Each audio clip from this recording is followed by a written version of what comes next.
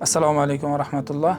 Azizlar, biz uning ustida bo'lib turgan kunlar hijriy sanani Zulhijja oyining so'nggi kunlari. Bu kunlarda bajarishimiz mumkin bo'lgan eng yaxshi amal o'tgan kunlarimizni biz yashab nihoyasiga yetib kelgan yilni sarhisobi. Mana shu yilni sarhisob qilishlik, qaysi amalda nuqsonga yo'l qo'ydim, qaysi amallarimda kamchilik bo'ldi, qaysi amallarni umuman qila olmadim, qaysi amallarni qilishim kerak edi, nima qila olardim bu yilda va qila olmadim deb sarhisob qilishlik kerak va kelasi biz kirib kelayotgan yilga tadorruk ko'rish kerak bo'ladi. Ulug'larning hikmatlaridan Imom Ravvos alayhi rahma aytgan ekanlarki, shunday insonlar borki, qabrlari qasrdir. Yana shunday insonlar borki, qasrlari qabrdir. Ya'ni inson hayoti dunyoda Allohni rozi qiladigan amallarni ko'p bajarib, qabrini jannatga aylantirishligi mumkin. Hayot tarzi qanday bo'lishligidan qat'iy nazar. Lekin yana shunday insonlar bo'lishi mumkinki, hayotlari zo'r.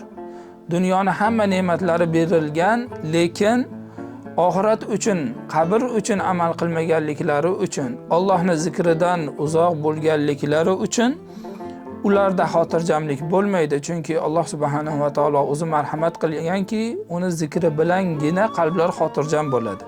Endi Allohni unutgan insonlar bo'lsa, qancha kengchilikda yashasalar ham ular xuddiki qabrda yashayotgandek bo'ladilar. Zamonamizning ulug' olimlaridan Shayx Muhammad Zakariya Buxoriy hazratlari 2005-yil olamdan o'tganlar, O'zbekiston diyoridan bo'lganlar.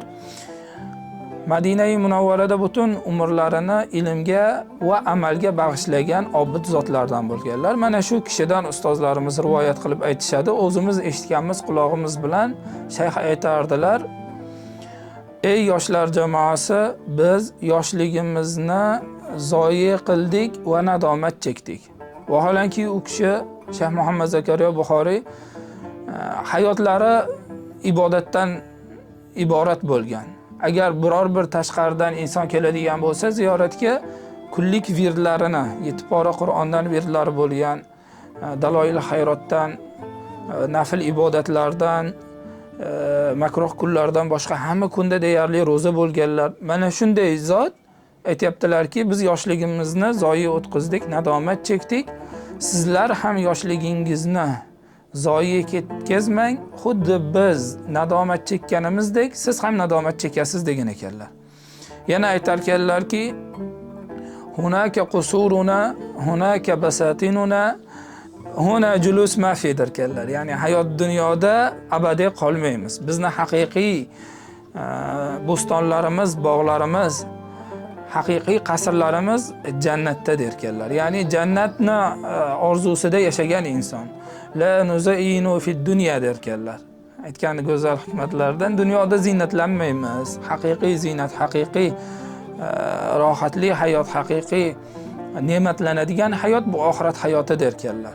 Demak, hayoti dunyoni g'animat bilishligimiz, kunlarimizni, oylarimizni, yillarimizni sarhisob qilishligimiz bu ibodatlarimizga ta'sir qiladi. O'zimizni o'zimiz o'nglashligimizga, kamchilikka yo'l qo'yayotgan amallarimizni yana ham himmat bilan bajarishlikka Allohdan tavfiq so'rashligimiz va bu yo'lda bir-birimizga yordamchi bo'lishligimiz kerak. Mana shu ma'noda ushbu iboralarni kuzatuvchilarimiz bilan baham ko'rishlikni xohladik. To'g'risi 3-4 kun avval ustozimiz suhbatda aytib bergandilar bu iboralarni. Bugunga qadar hayolimda aylandi. Bo'sh qoldim deguncha hayolimga keladiki, nima bilan o'tkazdim oxirgi mana shu 1 yilim. Oyni, haftani, kunni, kerak bo'lsa soniyani sarhisob qilishadi ulug'lar. Lekin biz nima bilan o'tkazdik, nima qila oldik shu hayoti dunyoda? Mana shu haqida ko'p o'ylashligimiz kerak. O'yladim va ko'p manfaat oldim. Chunki insonni bu amalga chorlaydi. Qilolmagan ishlarini qilib qolishlikka, ulgurishlikka chorlaydi, insonga himmat beradi. Shuning uchun ham bir-birimizga yordamchi bo'lib, bir-birimizga ushbu ma'nolarni, oxiratni, qabrni eslatib amalga chorlashligimiz kerak bo'ladi. Alloh taolo barchamizga foydali ilm bersin, ilmga amal qiluvchi, oxirati uchun amal qiluvchi, qabrini qasrga aylantiruvchi zotlardan qilsin barchamizni. Assalomu alaykum va rahmatullohi va barakatuh.